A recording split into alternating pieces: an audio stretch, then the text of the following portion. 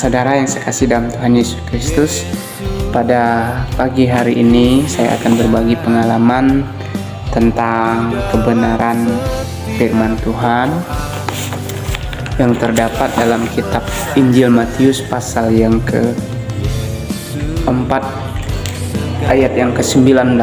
Injil Matius pasal yang ke-4 ayat 19, demikian firman Tuhan. Yesus berkata kepada mereka, "Mari ikutlah aku dan kamu akan kujadikan penjala manusia." Baik saudara, sebelum saya menjelaskan tentang kebenaran firman Tuhan ini, mari kita berdoa. Bapa di surga, terima kasih, selamat pagi atas anugerah-Mu ini. Tuhan masih memberikan kekuatan kesehatan bagi hamba-Mu dan tentunya seluruh umat manusia di muka bumi, dan seluruh anak-anak Tuhan, umat Tuhan yang menyaksikan video pemberitaan firman Tuhan melalui YouTube ini. Tuhan, kiranya Engkau memberkati mereka senantiasa menjamah hati agar mengenal, percaya, mengikut Engkau Tuhan, dan menjadi alat untuk pemberitaan Injil-Mu juga. Terima kasih Bapa, ampun tiap dosa hamba, ampun kesalahan hamba, dan menyerahkan seluruh aktivitas sepanjang hari ini dalam pengasihan-Mu. Dalam nama Tuhan Yesus berdoa dan bersyukur, amin. Nah, jadi saudara yang saya kasih dalam Tuhan Yesus Kristus, di dalam kehidupan kita saudara, di dalam menjalani proses kehidupan dan di dalam menjalani segala pekerjaan, tugas tanggung jawab kita di bumi ini, ya, tentunya kita memerlukan yang namanya teman, kita memerlukan namanya sahabat, kita memerlukan rekan kerja atau mitra dalam pekerjaan atau dalam usaha. Nah, oleh sebab itu kita tidak bisa hidup sendiri saudara. Kita tidak bisa hidup sendiri, kita memerlukan teman, sahabat, dan kawan kerja tersebut. Sehingga apa? Dengan tujuan supaya apa yang kita visikan dan misikan, atau apa yang kita programkan, yang kita rencanakan di dalam kehidupan kita saat ini, tentunya kita menginginkan semuanya dapat berjalan dengan baik, dengan lancar saudaraku. Nah, di dalam konteks firman Tuhan ini dalam Injil Matius pasal yang keempat ayat 18 sampai yang ke-22 ini, bagaimana ini berbicara tentang narasi Tuhan Yesus pada waktu itu. Dia memanggil manusia-manusia untuk dipilih dan ditetapkan menjadi sahabat, menjadi temannya, menjadi rekan kerjanya dalam pemberitaan Injil, ya. Jadi ada 12 murid Yesus yang dipanggil, yang ditetapkan, yang dipilihnya menjadi rekan kerjanya. Kenapa Yesus demikian saudaraku? Karena Yesus tahu bahwa Yesus tidak akan selamanya hidup di dunia, dan secara pribadi manusia dia juga tidak bisa bekerja sendiri dalam mengerjakan visi dan misi Allah Bapanya, yaitu memberitakan Injil Kerajaan Allah dan juga menyelamatkan manusia di muka bumi ini. Maka oleh sebab itu Yesus memerlukan murid-murid sehingga dia panggil. Nah, jadi saudara yang saya kasih dalam Tuhan Yesus Kristus, memang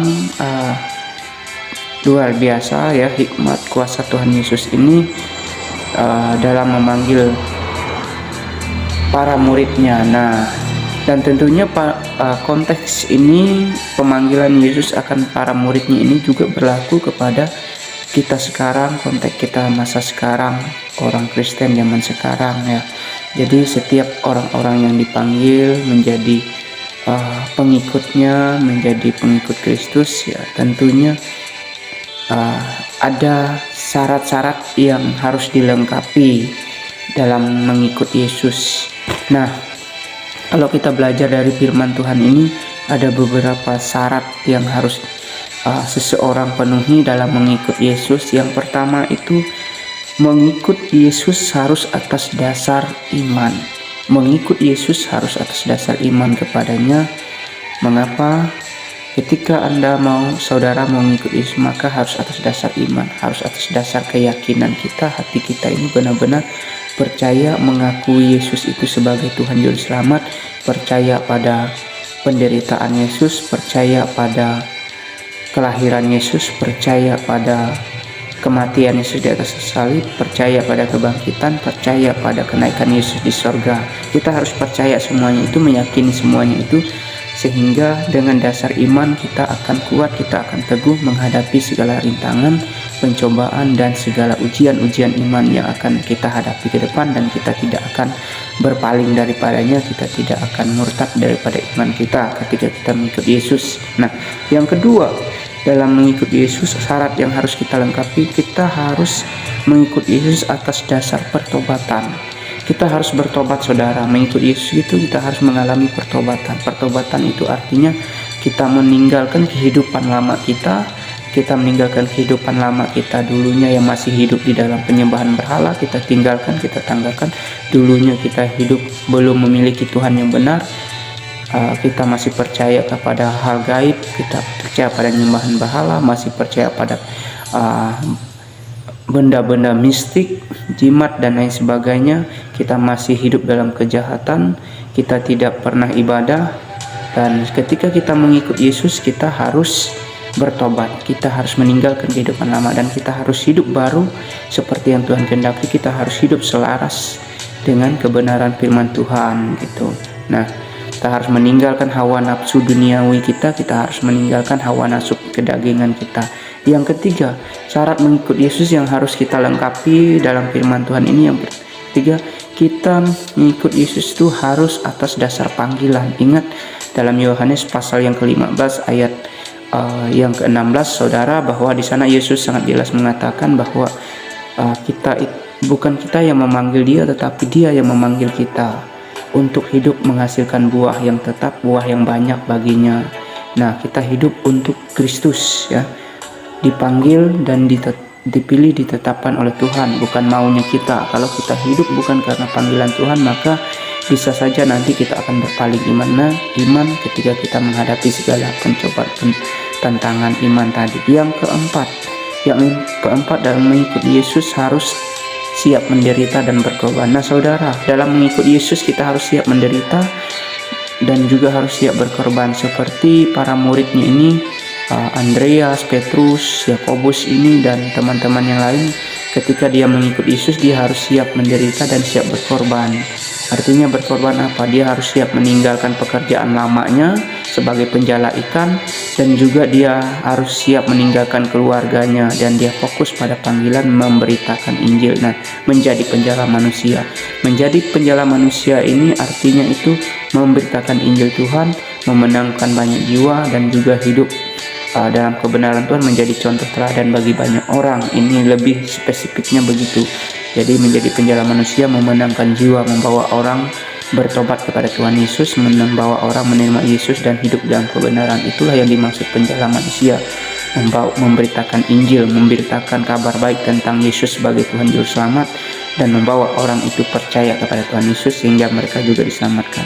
Nah, yang kelima, ya saudara, yang kelima itu dalam mengikut Yesus itu, kita mengikut Yesus harus atas dasar untuk menjadi penjala manusia. Nah, bahwa tujuan akhir atau visi dan misi dalam mengikut Yesus itu adalah menjadi penjala manusia, menjadi pemberitaan Injil, menjadi pengabar baik, kabar baik Yesus Kristus, dan juga menjadi terang, garam dan terang dunia. Dengan sikap perilaku kita tadi harus menjadi contoh teladan kepada banyak orang sehingga banyak orang percaya pada Yesus. Itulah yang dimaksud menjadi penjala manusia.